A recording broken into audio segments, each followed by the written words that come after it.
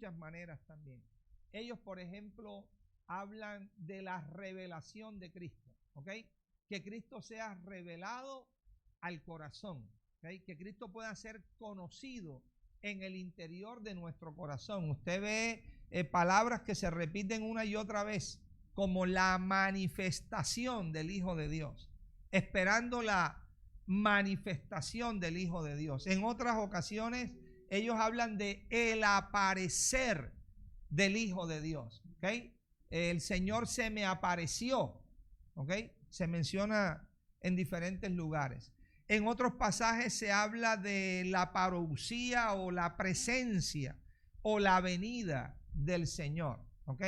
En otros habla de el resplandor de Dios o el brillo de Dios, ¿ok? Entonces son muchas las palabras que podemos encontrar en el griego, pero meditando acerca de esto, el objetivo o el propósito del Señor no es que uno arme un glosario de estas palabras, ¿ok? Y se las aprenda cuál es la raíz griega que tienen o cuál es la raíz hebrea que puedan tener o aramea, y que uno sepa su significado y tenga la definición. Eso no es que esté mal, está bien, ¿ok? Pero la esencia y la razón de ser de cada una de estas palabras, cuando ellos las escribieron, que quedaron aquí, es una descripción de una realidad y una sustancia espiritual que ellos estaban viviendo, ¿ok?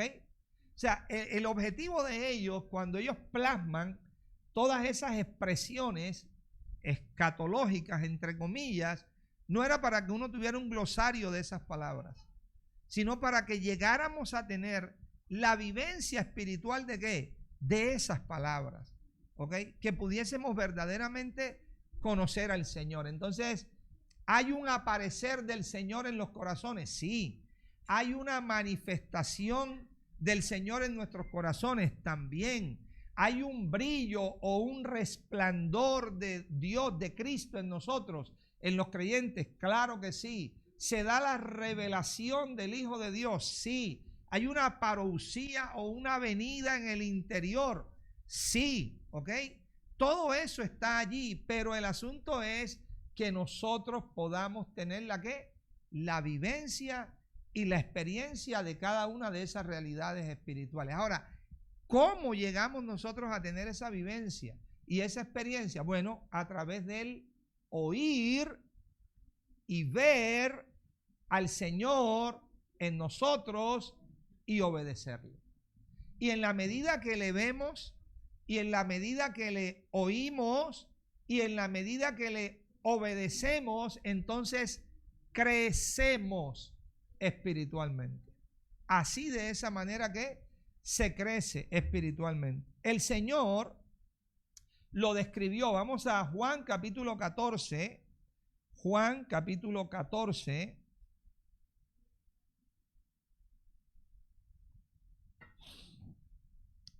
Vamos a buscar ahí el verso.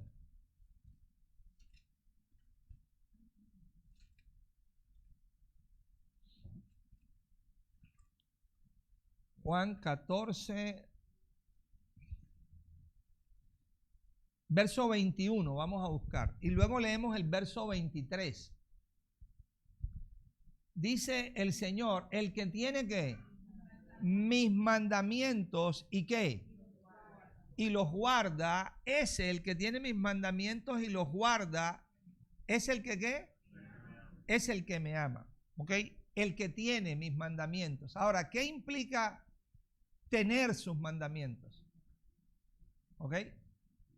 Por supuesto que sabemos que va mucho más allá de que tengamos una Biblia y tengamos unos mandamientos escritos en la Biblia. ¿Ok? Porque si lo que eso significa es eso que acabo de decir, entonces pues cada familia tiene una Biblia en su casa, la mayoría. ¿Ok? Aún hasta los ateos pueden tener una Biblia en su casa. Entonces eso implicaría que alguien tiene los mandamientos. No, ese tener los mandamientos va mucho más allá. ¿Ok? Es el acoger esos mandamientos ¿en dónde? En el interior del corazón. Ahora, el que tiene esos mandamientos ahí y los obedece, le presta atención a esos mandamientos, camina conforme a esos mandamientos, el Señor dice acerca de ese individuo, dice, ese es el que me ama. Ese es el que me ama. Ahora, el que me ama, ya eso habla de una ¿qué? Condicionalidad. El que me ama será amado por mi Padre. ¿Quién será amado por el Padre? El que lo ama a Él. ¿Quién es el que lo ama a Él? El que guarda sus mandamientos. ¿Ok? Ese dice, yo le amaré y ¿qué? Y también será amado por mi Padre y me manifestaré ¿qué? A Él. ¿Ok? Y me manifestaré a Él. O sea, me mostraré a Él. Me revelaré a Él. Me daré a conocer a Él. ¿Okay? ¿En dónde ocurre y en dónde acontece esta realidad? En el corazón, en nuestro ser, en nuestro corazón. Yo me manifestaré a Él. Luego el verso 22, aparece una pregunta de uno de los discípulos, Judas, y aclara, no el Iscariote. ¿Okay? El Iscariote no estaba pendiente ni atento a esto. El Iscariote era quien tenía la plata, ¿ok? Para ver cómo se manejaba el dinero, ¿ya? Y qué le podía quedar a él. Pero este que no era el Iscariote dijo, Señor, ¿cómo es que te manifestarás? ¿Cómo es que te mostrarás? ¿Cómo es que tú te revelarás o te iluminarás a nosotros y no a qué? Y no al mundo. ¿Cómo esto puede ser posible? ¿Ok? Parece que él estaba pensando en una manifestación que externa. ¿Cómo te puedes manifestar a nosotros de una manera que visible, externa y que la gente no te vea? Entonces el Señor le aclara en el verso siguiente, versículo 23. Mira lo que le dice.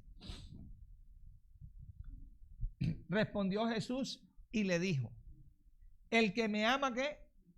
Mi palabra guardará. Una vez más, afirmando el mismo principio. El que me ama, mi palabra guardará. ¿Y mi Padre qué? Le amará. Ahora, vendremos a Él. Entonces, está hablando de una ¿qué? Venida. Esta venida es una venida espiritual, pero también es una venida interna. ¿Ok? Es una venida espiritual y es una venida ¿qué? Interna. Nosotros vendremos a Él y haremos ¿qué? Morada con Él. Ahora está hablando de una comunión, de una participación que íntima, donde Cristo empieza a ser ¿qué? Revelado. Esto no habla de una venida externa. Esto está hablando de una venida ¿qué? Interna. Por eso se puede manifestar a los que lo aman. Y el mundo no ¿qué? No le ve ni le conoce. Porque el mundo no está experimentando ¿qué? Esa venida o esa manifestación. ¿Ok? Es como cuando él está diciendo que está reprendiendo a aquella iglesia ya de la Odisea en Apocalipsis que dice, aquí yo estoy a la puerta y llamo. Si alguno ¿qué? Oye mi voz y abre la puerta, obedece ¿qué? A mi voz. Porque si no obedece, no abre la puerta. Pero si oye la voz y abre la puerta y obedece, ¿qué? Yo entraré. ¿Y qué? Y cenaré con él. ¿Y él qué? Conmigo. ¿Okay? Es un paralelo de esto que está exponiendo aquí el Señor. Entonces, así de esa manera, mis amados, es como tenemos la oportunidad de crecer espiritualmente. Cuando podemos ver al Señor, cuando podemos oír al Señor, cuando podemos entrar en una intimidad con nuestro Dios. Retomemos el pasaje que estuvimos trabajando el domingo anterior, Hebreos 9, versículo 28. Hebreos 9, versículo 28.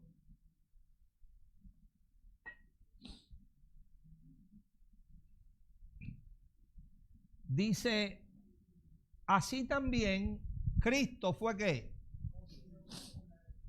Cristo fue ofrecido una sola vez, contundente, ¿okay? Definido o definitivo, una sola vez, ¿para qué? para llevar los pecados de muchos, ¿ok? Y aparecerá por segunda vez sin relación con el pecado, ¿para qué? Para salvar a los que le esperan, ¿ok? ¿Por qué? Y es una pregunta muy válida. La gente dice, pero ¿por qué los pecados de muchos aparecen y no los pecados de todos? ¿Ok? Bueno, porque Él lleva los pecados de aquellos que creen en Él. No lleva los pecados de aquellos que no creen en Él. ¿Ok?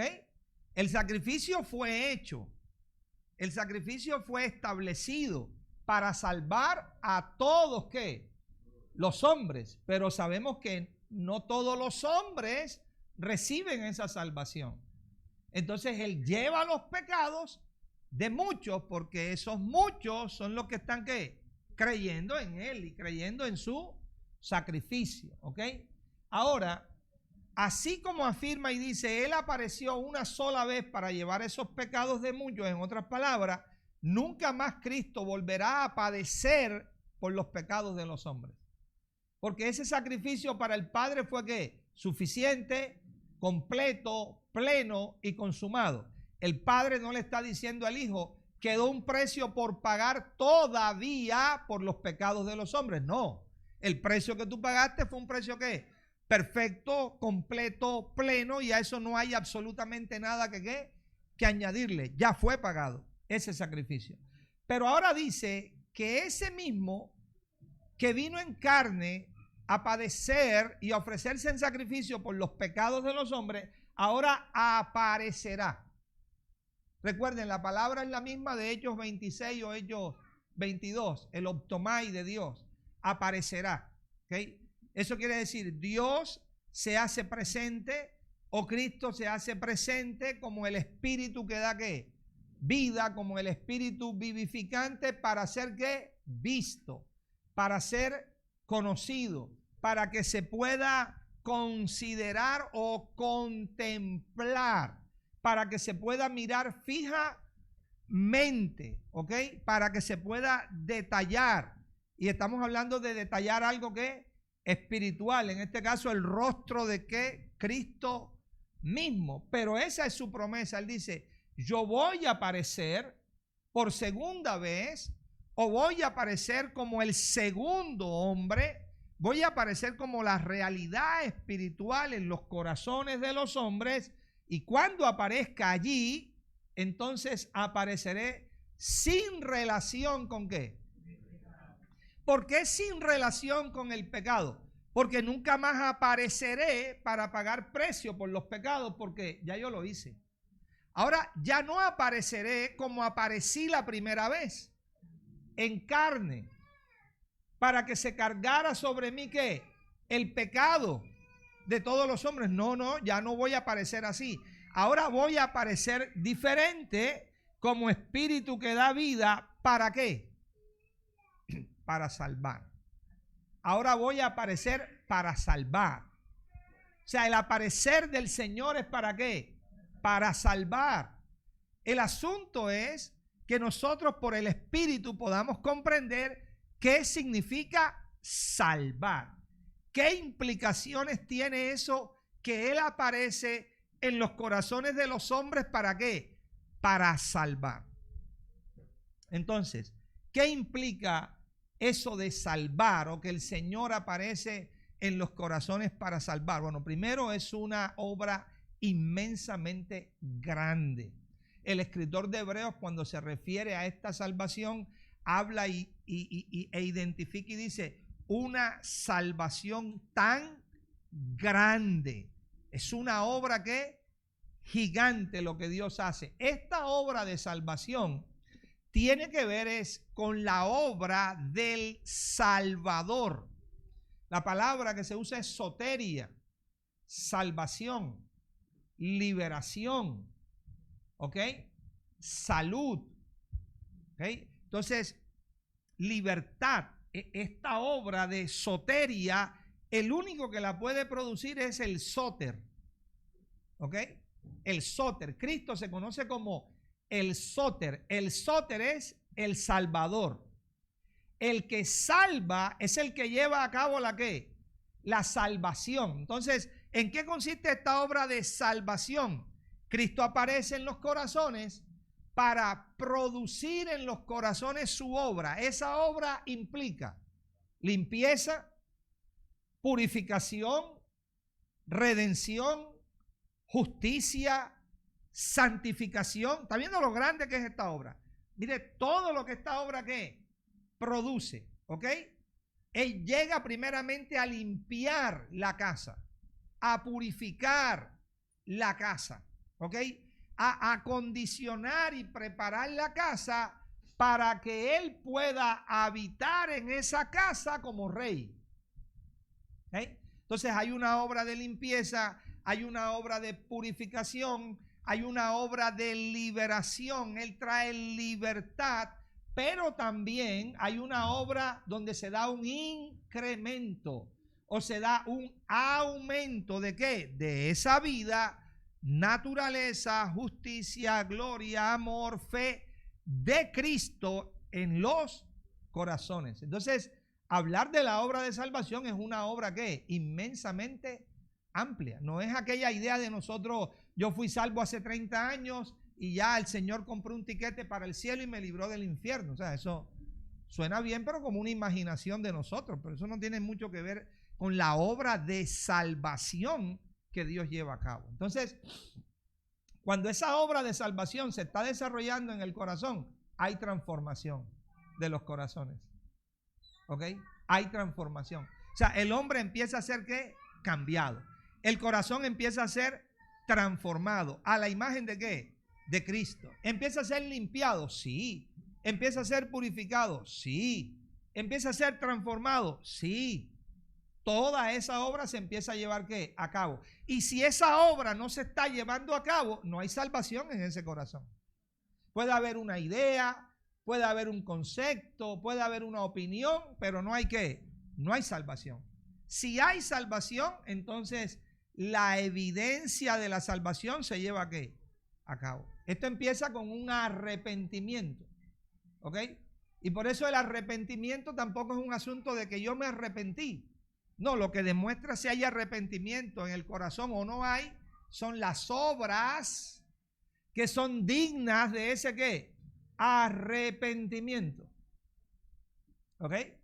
O sea, es la evidencia.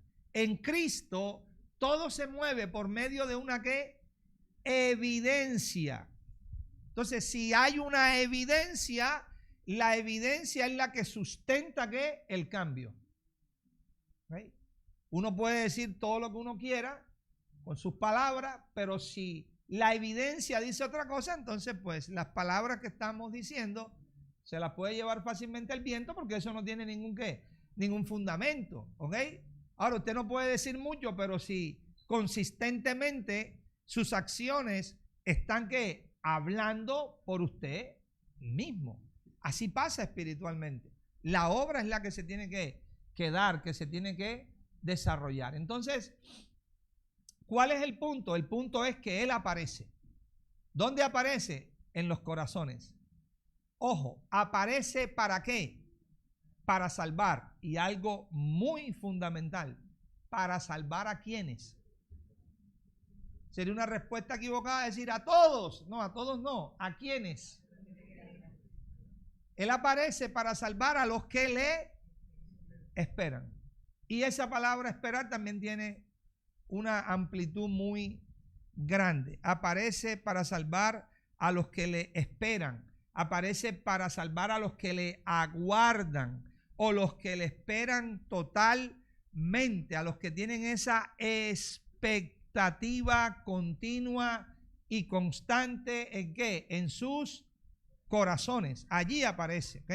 Y estuvimos viendo varios ejemplos de esa expectativa o de esa esperanza. Vamos a nombrar otro más aquí en Primera de Juan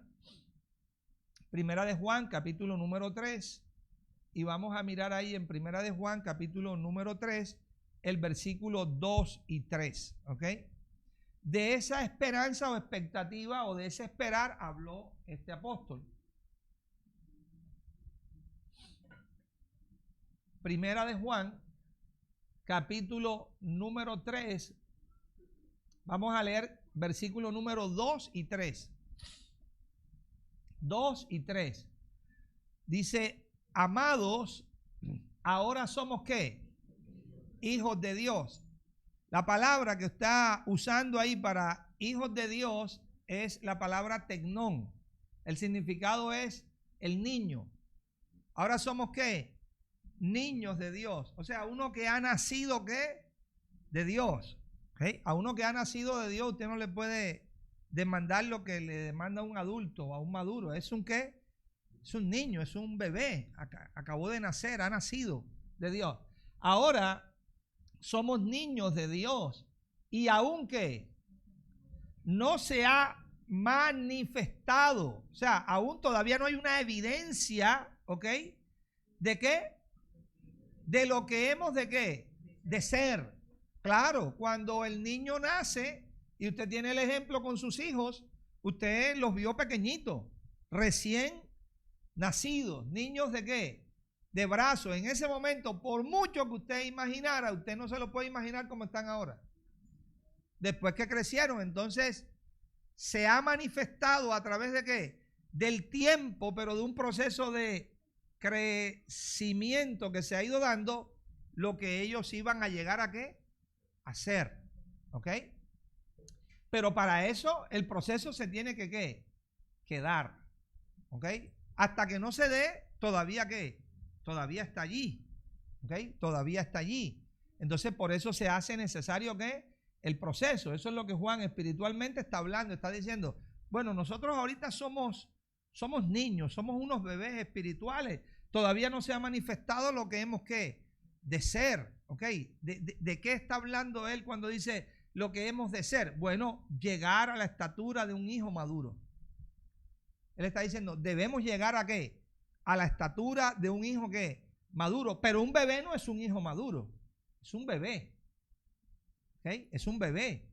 Y luego dice, pero sabemos, ¿ok? Aunque él estaba ubicándoles y hablándoles a ellos diciendo, aunque sean niños o nacidos de Dios, sabemos que ¿qué? Que cuando Él ¿qué? Se manifieste. Y esa expresión, Él se manifieste, faneró, Él aparezca en su verdadera esencia y naturaleza. Él empieza a ser revelado en el corazón.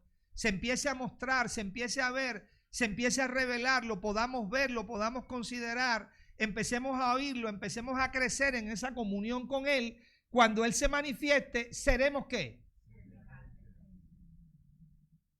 Creciendo a la estatura del varón que perfecto. ¿Por qué? ¿Cuál es la razón por qué llegamos a esa madurez? ¿O por qué podemos llegar a esa madurez? ¿Por qué? Porque le veremos tal como Él es. Ojo, le veremos tal como Él es. Eso habla de un ¿qué? De un proceso. Eso no es que estamos durmiendo en la habitación y a las 3 de la mañana hay una luz y nos despierta y vemos la figura del Señor. Y listo, ya somos transformados. No, eso es un proceso. Eso es un ver al Señor ¿dónde? En el interior. Es un oír al Señor ¿dónde? En el interior. Es un prestar ¿qué? Atención. Él dice, le veremos tal como Él es. Este apóstol habló acerca de eso. ¿Ok? Dio testimonio del mensaje que el Señor llevó a cabo de las bienaventuranzas en el monte, ¿recuerdan? Y una de las bienaventuranzas dice, bienaventurados los limpios de corazón. ¿Por qué? Porque ellos, los limpios de corazón, ¿qué? O sea que para verlo así como él dice, el corazón está experimentando una ¿qué? Limpieza. Está experimentando la voluntad del Señor, que es vuestra ¿qué? Santificación. ¿Ha escuchado el otro mandamiento que dice, sin santidad nadie ¿qué? Verá al Señor?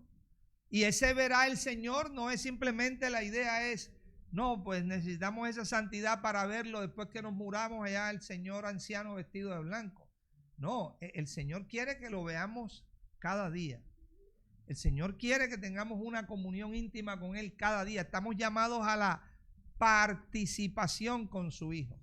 Entonces, Él está hablando, Juan está hablando de una manifestación, de un aparecer, de un faneró, de un llegar a ser consciente en el interior de Cristo como vida, como gobierno, como el Espíritu que nos vivifica, pero que también aparece ¿para qué? Para guiarnos, para morar con nosotros, para enseñarnos, para direccionarnos. Ahora fíjense lo que sigue a continuación, el verso siguiente.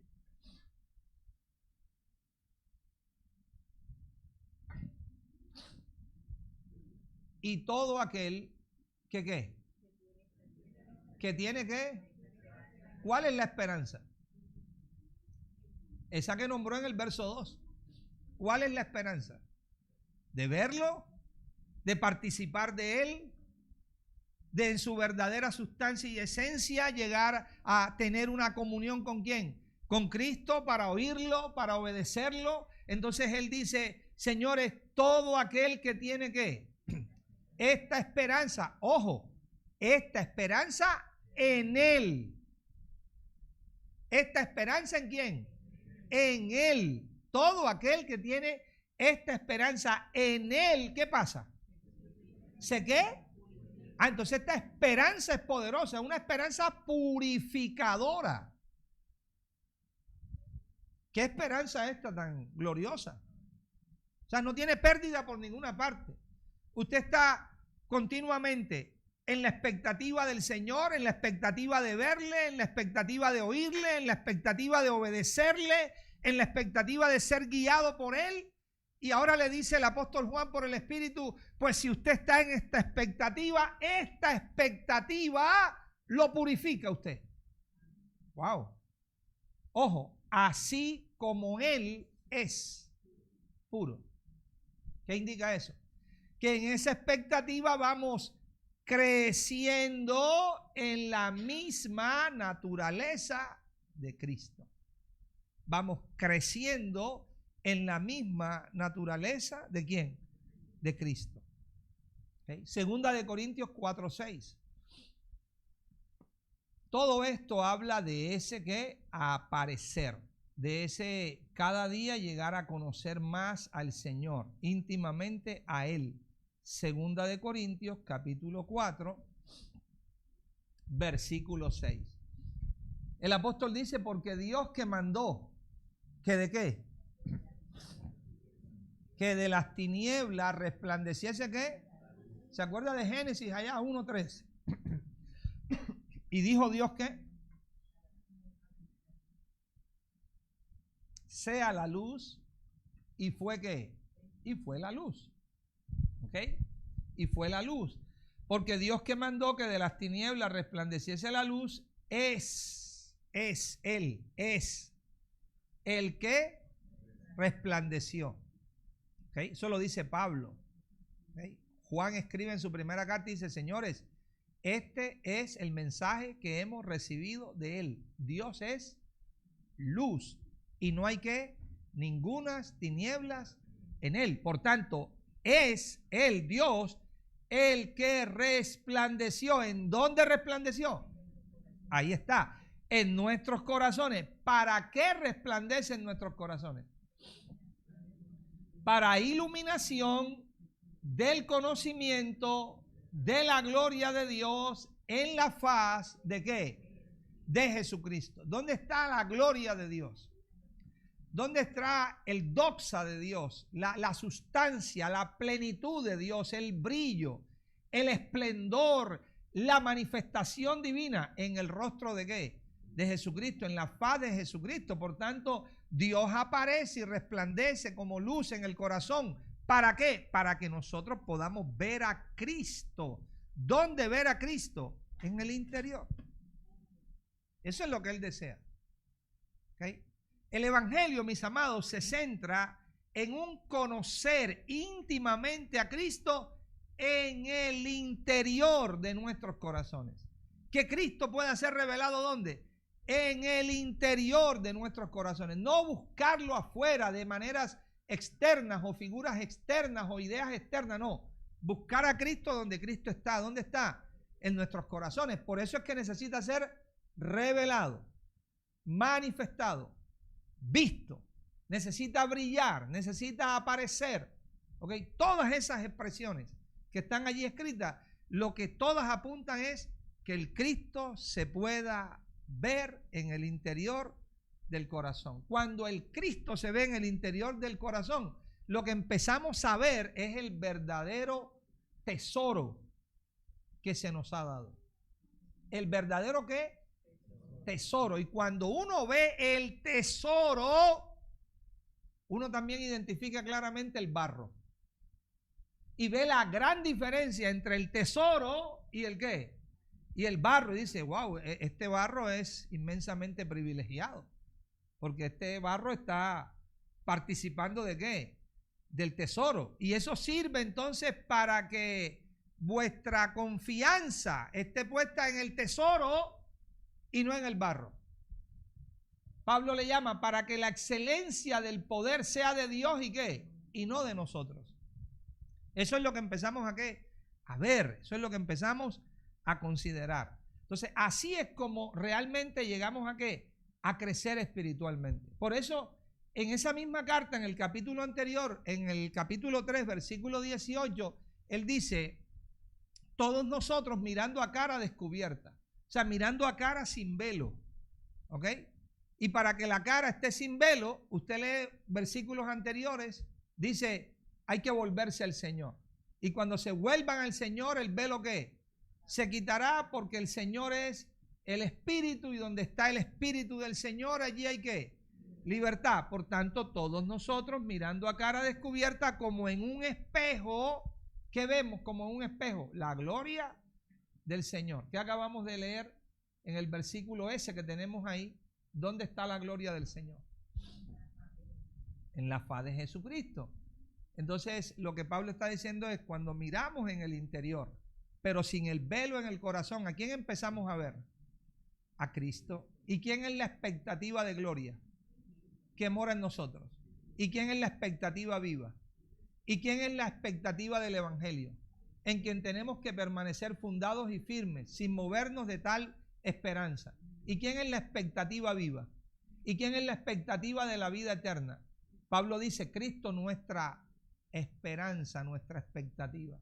Entonces, cuando lo empezamos a ver a Él, dice que sucede ahí en el capítulo 3, verso 18, que somos transformados. ¿Somos qué? Transformados. ¿De gloria qué? En gloria. Como a la misma imagen por el Espíritu ¿qué? Del Señor. Esto en términos prácticos y simples y cotidianos, amados, lo que implica es que nosotros, usted y yo, empezamos a morir a nuestra propia vida. Y empezamos a perder ¿qué? Nuestra propia vida. Pero en la medida que perdemos nuestra propia vida, también empezamos a ¿qué? A ganar la vida de Cristo.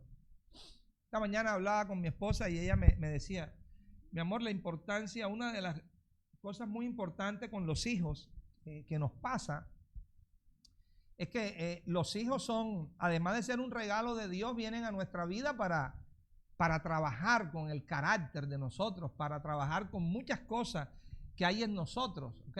Cuando uno viene de la soltería, normalmente uno viene con mucho egoísmo, ¿ok? Porque usted está soltero, entonces todo es ¿para qué? Todo es para usted. Y si usted empieza a trabajar soltero, mejor dicho, usted, todo es para usted, y yo quiero esto, y quiero lo otro, y quiero lo otro, y quiero lo otro. Pero ya cuando usted se casa, ¿okay? Ya ahí empieza el trato del Señor, ¿ok? Empieza el trato del Señor. Y ya hay unas etapas dentro de ese matrimonio, esto es un paréntesis, ¿ok?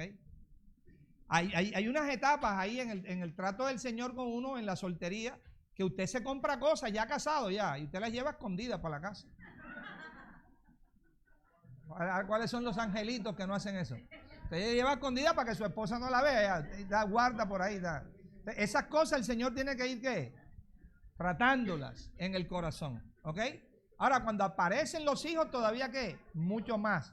Pero usted de repente empieza a darse cuenta que a medida que esos tratos empiezan a pasar, ahora usted empieza a fluir de una manera. Y ahora, si usted está en una situación y su hijo está en la misma, Entonces usted se quita lo que usted tiene para dárselo de inmediato a su hijo. Pero eso es algo que usted no lo piensa. O sea, usted no se pone a hacer, ay, pero y ahora sí me desprendo y cómo hago y qué. No, eso es automático. ¿Por qué automático? Porque ya usted está siendo ¿qué? Tratado y procesado y usted sabe, bueno, ese hijo Dios nos los ha dado, pero tengo una responsabilidad con él como padre, ¿ok? Mi prioridad en este momento no es suplir mi necesidad, mi prioridad está primero en suplir ¿qué? Su necesidad, ¿ok? Como si usted estuviera de paseo en un lugar extremadamente frío y hay una sola chaqueta, usted no va a dejar que su esposa esté temblando del frío. Usted, mi amor, estoy muy calientico. Espera otro ratico. Le toca quitársela y quiere quitársela para usted cubrir a su esposa. Bueno, en ese tipo de relación, imagínense que eso es algo natural, son relaciones humanas entre los hombres. En ese tipo de relaciones, Dios usa eso para enseñarnos. Ahora imagínense cómo será la relación o la comunión si llegamos a desarrollarla con Cristo. O sea, el modelo que tenemos. ¿Cuánto nos puede enseñar Cristo de su paciencia? ¿O cuánto nos puede enseñar Cristo de su fe? ¿O cuánto nos puede enseñar Cristo de no vivir para sí, sino de vivir para la voluntad de quién? Del Padre. Bueno, en eso es que consiste el crecer espiritualmente. El crecer espiritualmente consiste en una pérdida que estamos teniendo cada día de nuestra propia vida. Pero es glorioso porque en la medida que perdemos nuestra propia vida, vamos siendo llenados, nuestro corazón va siendo llenado de la vida de Cristo. ¿Ok? Y eso es lo que el Señor desea que todos y cada uno de nosotros podamos ¿qué? Podamos experimentar. Pero eso se lleva a cabo en la medida que lo vemos a Él, en la medida que participamos de Él, en la medida que vamos siendo realmente tratados en el interior por el Señor. Lucas 9:23.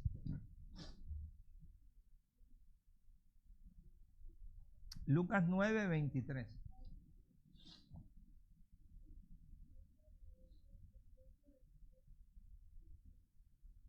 Lucas 9:23 dice, y decía ¿a quién? Esto es interesante. No dice que decía a los discípulos. Decía a todos. A todos. Decía hace 2000 años y dice hoy también. ¿Ok? Decía a todos. Dice a todos. Si alguno ¿qué? Quiere venir en pos de mí, niéguese a sí mismo, tome su cruz cada día y ¿qué? Y sígame. Si alguno quiere venir ¿qué? En pos de mí. Lo que sigue a continuación es un condicional. Pero sin ese condicional uno no puede seguirle. No hay manera de seguir al Señor, ¿ok? Si primero no nos negamos ¿qué? A nosotros mismos. Y no tomamos ¿qué? Nuestra cruz diaria, ¿ok? Entonces, esa negación propia, mis amados, con obediencia a la voz del Señor, esa es la cruz. La cruz de la cual el Señor nos está hablando aquí.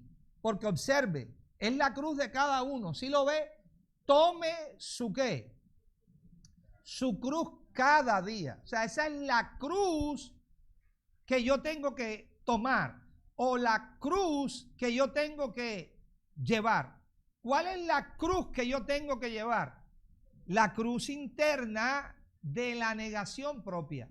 O sea, la cruz mía es negarme cada día a mí mismo. Ahora, el Señor es tan maravilloso y tan extraordinario, un Dios tan lleno de amor y grande en misericordia, que cuando Él pone a ver el cuadro dice, bueno, yo le digo a los hombres que tomen su cruz ¿qué? Cada día, que se nieguen a ellos mismos, pero ellos por sí mismos, ninguno puede hacer eso. Ninguno puede hacer eso. Ninguno. ¿Ok? En el estado natural, en la naturaleza del ser humano, el ser humano siempre va a preferir en primera instancia su propia supervivencia. ¿Su propia qué? Supervivencia. Por ejemplo, yo le garantizo, viene otra pandemia en un futuro y bueno, ya no hay manera, van a perecer todos en esa pandemia. Yo le garantizo que usted dice, bueno, si todos vamos a perecer, yo que perezca, pero que sea el último. ¿O cuántos quieren ser el primero? Ah, Señor, no hay problema, yo en primer lugar. No, en primer lugar no. Usted dice, Señor, si no queda otra, pero de último, déjame. ¿Okay? Un ejemplo un poco crítico. Pero el punto es para señalar que la naturaleza nuestra nunca va a querer estar ofreciéndose por los otros. No. La naturaleza nuestra es que los otros se ofrezcan por mí. ¿Sí ves? Pero esa no es la naturaleza de Dios. Porque no hay más grande amor que este, que uno ponga su vida. ¿Por quién? Ajá, pero ¿y quién la pone? Solamente la pueden poner aquellos que están experimentando la vida de Dios. Porque eso fue exactamente lo que el Señor ¿qué? Hizo. Entonces, ¿cómo nosotros podemos tomar nuestra cruz cada día? O sea, ¿cómo nosotros podemos negarnos a nosotros mismos? Entonces, como el Señor sabía que no teníamos recursos en nosotros mismos para hacer eso, entonces Él estableció su cruz. Es diferente su cruz que mi cruz. Mi cruz es obedecer a su voz para dejar de hacer mi propia voluntad, negación propia, mi cruz diaria. Pero la pregunta es, ¿cómo y de qué manera dejo de hacer mi propia voluntad negándome a mí mismo para obedecer la voz del Señor? Bueno, la respuesta es llevando o tomando también su cruz. Porque su cruz es la que me ayuda a llevar mi cruz. Esa cruz es el poder de Dios. Esa cruz es la gracia de Dios. Esa cruz es el evangelio de Dios. Y por eso usted encuentra que el evangelio como meta lo que tiene es producir salvación. Ojo, evangelio, ¿qué produce? Salvación. No me avergüenzo del evangelio porque es poder de Dios. ¿Poder de Dios para qué? Poder de Dios para salvación. ¿Pero a quién salva? A los que creen. ¿Ves? Entonces, yo no puedo salvarme a mí mismo, usted no puede salvarse a sí mismo, pero el evangelio sí nos salva. Porque el evangelio es ¿qué? Poder de Dios, ¿para qué? Para salvar a todo aquel que ¿qué? Que cree. Ese evangelio es el poder. Es el poder que salva. Pero le dije que esa cruz también es la gracia de Dios. Porque la gracia de Dios también salva. Por gracia soy ¿qué? Por medio de la fe para el que cree. ¿A quién salva la gracia? Al que cree. ¿Ok? Entonces, esa gracia salva. Pablo dice, la gracia de Dios se ha manifestado para salvación a todos los hombres. ¿A quién salva? A los que creen, a los que abrazan esa gracia. Esa cruz Pablo la llama la palabra de la cruz. Primera de Corintios capítulo 1, versículo 18. La palabra de ¿qué? De la cruz. Y dice, señores, esta palabra de la cruz para los que se están perdiendo es locura. Es locura. Pero para los que se están salvando es poder de Dios. Poder de Dios. Ella es poder ¿qué? De Dios. Entonces, la cruz, ¿ok? Es un instrumento. instrumento para producir la muerte en nosotros de la carne, del mundo, del pecado y de todo lo que no tiene a Cristo como fuente. ¿Qué es la cruz? Es un instrumento que de muerte para producir ¿qué? En nosotros precisamente eso, la muerte. ¿La muerte de qué? De la carne, del mundo, del pecado, del yo, de nuestra propia voluntad, de todo aquello que no tiene a Cristo como ¿qué? Como fuente. Esa cruz es el poder de Dios. Llámese evangelio, llámese gracia, llámese la palabra de ¿qué? De la cruz, es el poder de Dios. Bástate mi gracia porque mi poder se perfecciona ¿en qué?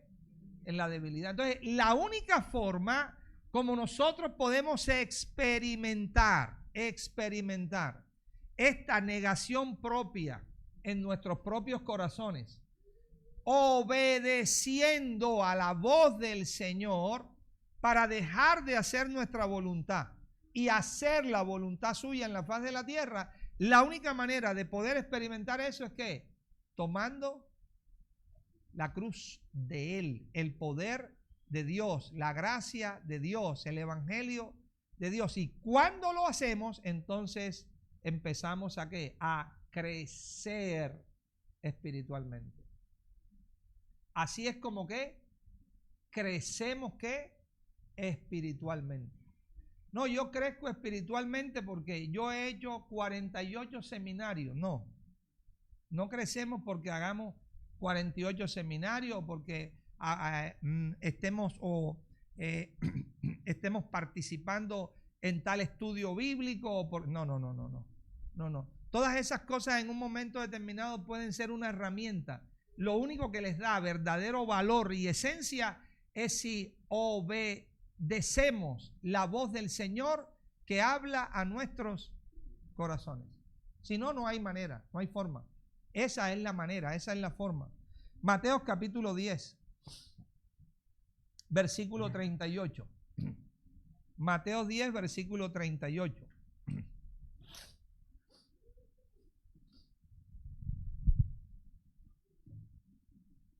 Entonces quedó clara la diferencia entre mi cruz, la que tengo que tomar cada día, y la cruz de Cristo. ¿Ok? La cruz de Cristo. Pero no puedo llevar mi cruz si no dependo de su cruz. Es imposible. No hay manera. ¿Ok? ¿Y el que toma qué?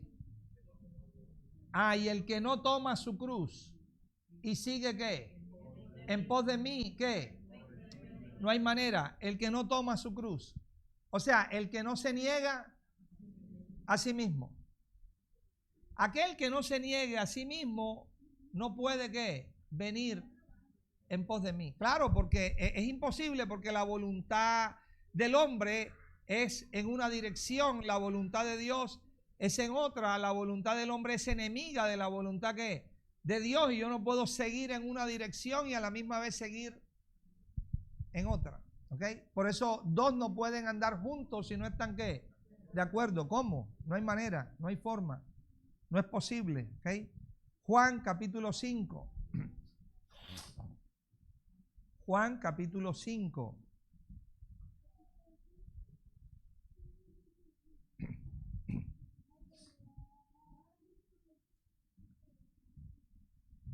Versículo 37 y versículo 38.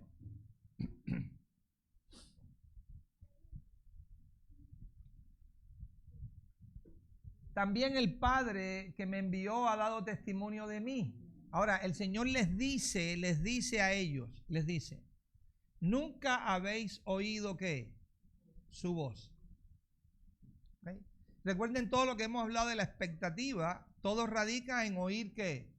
Su voz, en poder ¿qué? Verle y obedecerle. Pero ahora Él les dice a ellos, el problema, el asunto es que ustedes nunca habéis ¿qué?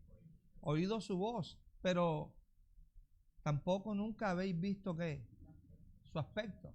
Claramente no tenían esa expectativa, ni les interesaba esa expectativa. Por eso a ellos mismos, más adelante les dicen, señores, es que ustedes dicen que son linaje de Abraham, pero lo que quieren es matarme, porque mi palabra no haya que cabida en vuestros corazones. Verso siguiente. Ni tenéis que su palabra morando que en vosotros. Ustedes no tienen su palabra morando en sus corazones, gobernando en sus corazones, ¿ok? ¿Por qué? ¿Por qué? Porque a quien Él envió, ¿vosotros qué? ¿Sí ves? Eran incrédulos, no creían. Como no creían, la palabra no tenía ¿qué? Espacio, cabida ni lugar en ¿dónde? En sus propios corazones. No tenían su palabra morando, gobernando en ellos. Verso siguiente. Más sin embargo, escuchen esto, ustedes escudriñan las escrituras. No es que el Señor los está mandando a que escudriñen las escrituras. Es como usted o yo que nos bañamos 2 o 3 veces al día y que el Señor nos diga, báñate. Ya me estoy bañando, Señor. 2 o 3 veces al día me estoy bañando. ¿Ok? El Señor no los estaba mandando a que escudriñaran las escrituras. ¿Qué hacían ellos todos los días? El Señor no los está mandando a eso. Les está diciendo lo que ellos están haciendo. Ustedes escudriñan las escrituras. Y les dice por qué razón lo hacen. Ustedes escudriñan las escrituras porque a ustedes les parece que en ellas, en las escrituras, tienen ¿qué? Vida eterna, pero las escrituras lo que dan es testimonio de mí. Él es la vida eterna. Él es la vida Zoé, Él. Entonces lo que le está diciendo es, las escrituras dan testimonio de mí que soy la vida, pero las escrituras no son la vida, son un testimonio escrito de la vida. Ahora, la vida soy yo. ¿Y qué pasaba? Verso siguiente. Verso 40. Pero no queréis ¿qué? Venir a mí, que soy la ¿qué? La vida, para que puedan tener ¿qué? Ah, qué interesante. Qué interesante, porque tenían las ¿qué? Las escrituras. ¿Y qué hacían con las escrituras? Escudriñaban las escrituras, pero aunque escudriñaban las escrituras, no tenían la palabra. La palabra, el rema, el logos de Dios, no lo tenían morando, gobernando ¿dónde? En sus corazones, pero tenían las escrituras. Y escudriñaban ¿qué? Las escrituras. Si estudiaban ¿qué? Las escrituras, pues claramente las escudriñaban y las estudiaban sin el Espíritu del Señor. Entonces lo que tenían era una interpretación personal, particular y carnal ¿de qué? De las escrituras. Grave error que cometían. Porque una cosa es escudriñar o estudiar las escrituras y otra cosa es oír y obedecer la voz del Señor. Dos cosas diferentes. Ahora, ¿cuál es el punto? Ese enorme error que estaban cometiendo los judíos en aquel tiempo es el enorme error que el cristianismo hoy experimenta también. El cristianismo hoy se ha vuelto experto en las escrituras. Leer la Biblia, tener conocimiento. Y aquí dice tal cosa, y aquí dice tal otra, y aquí dice tal cosa. Bueno, el punto es, estamos oyendo y estamos obedeciendo la voz del Señor en nuestros corazones. Porque el asunto no es de cuán disciplinados somos en estudiar las escrituras, porque la disciplina de nosotros no nos revela las escrituras. Tampoco la disciplina de nosotros abre el entendimiento. Lo que abre el entendimiento es el Espíritu y la luz del Espíritu. ¿Ok? ¿Está mal que vayamos a leer las escrituras? No. ¿Que vayamos a estudiar las escrituras? No, a mí me encanta. Si lo puedo hacer todos los días, lo hago. Pero lo que tenemos que tener como prioridad número uno cuando abordamos las escrituras es un corazón manso, un corazón humilde y un corazón enseñable de parte del Espíritu del Señor. Señor, que no sea mi entendimiento, ni mi razonamiento, ni mi sabiduría, porque entonces lo que voy a sacar de ahí es mis propias ¿qué? Ideas, conceptos, opiniones y conclusiones. No, que sea tu Espíritu abriéndome los ojos del entendimiento. Abre tú las escrituras, enséñame tú en las escrituras lo que yo necesito ¿qué? Ver. ¿Y qué es lo que yo necesito ver en las escrituras? Si ya Él me lo dijo, a Él. Yo necesito ver en las escrituras ¿a quién? A Cristo. Las escrituras hablan y testifican de Cristo. No hablan y testifican de mí ni de usted, de Cristo. ¿Ok? Lo que siempre les he comentado, que cada vez que nosotros leemos las escrituras, enseguida lo ubicamos como si eso estuviera hablando ¿de quién? De nosotros. Cuando el justo gobierna, el pueblo se alegra. Y cuando el impío gobierna, el pueblo gime. Sí ve, sí ve. Eso tiene que ver con que quede un candidato o quede el otro. No, no. No está hablando de ningún candidato. Está hablando de Cristo y está hablando del hombre. El justo que gobierna tiene que ser ¿quién? Cristo. ¿Dónde tiene que gobernar ese justo? Y cuando no es el justo que gobierna, ¿quién gobierna? El hombre. ¿Y quién es el hombre? Injusto. El hombre es el sinónimo de la injusticia. Cristo es la justicia misma. La historia que nos gusta mucho, José y sus hermanos, y leemos la historia de José y sus hermanos. Y cuando terminamos de leer la historia de José y sus hermanos, todos nosotros nos creemos José. Vendido y todo, pero estoy por ti, Señor. José, yo soy José. No, no, eso no está hablando de ti. José es un tipo de Cristo. Y los hermanos de José es un tipo de tú y yo, de nosotros. ¿Ok?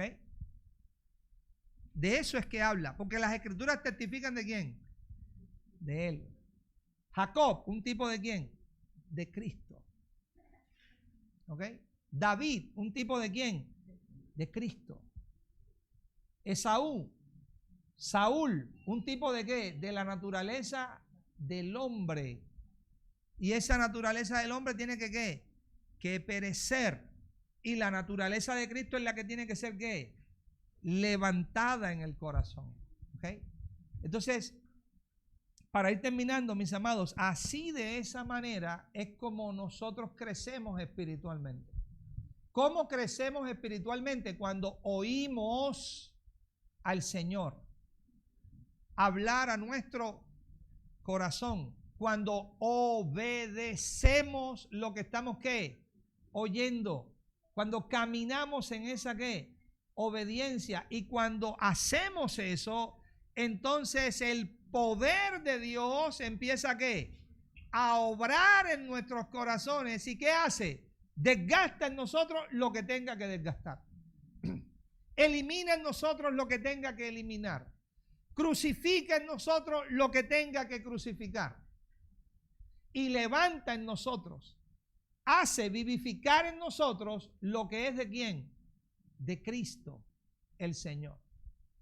Por eso es, lejos esté de mí gloriarme, sino en la cruz de nuestro Señor Jesucristo. ¿Cuál cruz? ¿Los dos maderos? No, los dos maderos no. El poder de Dios. El poder de Dios. Porque Él mismo te habla en 1 Corintios 1 que la cruz de Cristo es la palabra de la cruz y que es el poder de Dios. Entonces, lejos esté de mí gloriarme. Lo que está diciendo es, no depende de mí. Esta obra no es mía. No la puedo hacer yo. Humanamente ningún hombre la puede hacer. Sino, gloriémonos en ¿qué? En el poder de Dios. ¿La cruz de quién? De Cristo. Por quien el mundo me ha sido ¿qué? Crucificado a mí y yo ¿qué? Al mundo. Usted no ha notado que a medida que el tiempo ha ido pasando y hemos ido abrazando esta verdad, las cosas del mundo y que pertenecen al mundo empezaron a perder interés para usted. Empezaron a perder interés para usted. Y lo que antes usted le daba prioridad, ya no se lo da. Y las cosas que usted antes amaba, ahora usted empezó a aborrecerlas. ¿Y eso cómo empezó a pasar? Bueno, porque la cruz de Cristo empezó a ¿qué? A operar en el corazón. Pero no empezó a operar de manera automática, empezó a operar porque empezamos a oír la voz del Espíritu del Señor en nosotros, empezamos a obedecer la voz del Señor en nosotros y ese poder empezó a ¿qué? A obrar o a producir en nosotros lo que el Señor desea. ¿Okay? De la misma manera, con Cristo estoy juntamente ¿qué? Crucificado y ya no vivo yo, mas Cristo vive en mí. ¿Okay? Lo que ahora vivo en la carne, lo vivo ¿qué? En la fe del Hijo de Dios. ¿De dónde sale todo eso? De la obra del poder de Dios, ¿dónde? En el corazón. Y 1 Corintios 15:31, terminemos ahí. Pablo dice o lanza una expresión y dice, señores, cada día muero. Cada día muero. ¿Cómo Pablo moría cada día? Lo que está diciendo es, cada día me niego a mí mismo. Cada día renuncio a mi propia voluntad. ¿Para qué? Para hacer la voluntad de ¿quién? Del Señor. Pero el punto es, ¿cómo hacemos eso? Bueno, nosotros mismos ya lo hemos visto una y otra vez. No podemos ¿qué? Hacerlo, pero entonces abracemos, acojamos. ¿La qué? La palabra del Señor, la voz del Señor. ¿Ok? Atesorémosla en el corazón. Obedezcamos esa voz y de esa manera su poder obra en nosotros y eso es lo que nos hace ¿qué? Crecer espiritualmente. Una persona puede crecer muchísimo espiritualmente, pero en la medida que ¿qué? Que oye y obedece la voz del Señor, ¿en dónde? En su propio corazón. Así es como espiritualmente podemos ¿qué? Crecer cada día. Padre, te damos gracias por este tiempo que nos has permitido tener y que nos has permitido compartir, Señor, juntos en armonía como tu cuerpo, como tu iglesia. Cada día, Señor, sé tú ministrando a nuestros corazones. Queremos aprender de ti.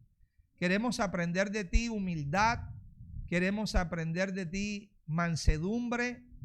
No como definiciones, Señor, sino como realidades espirituales en nuestro propio corazón. Queremos aprender de ti lo que significa tomar nuestra propia cruz, negarnos cada día, Señor. Queremos aprender de ti lo que es honrar tu palabra, valorar tu palabra, ponerla en nuestro corazón como el tesoro preciado y darle la más alta estima en nuestro corazón.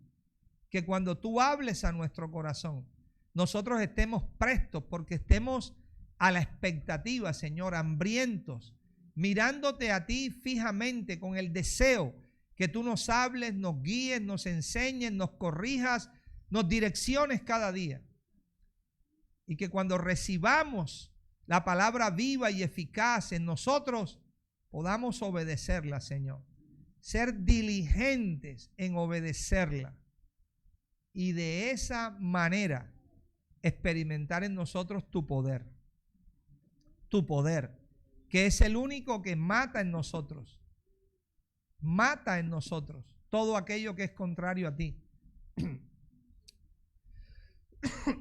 Gracias, Señor. Gracias te damos en Cristo Jesús, Señor nuestro. Amén. Bueno, mis amados,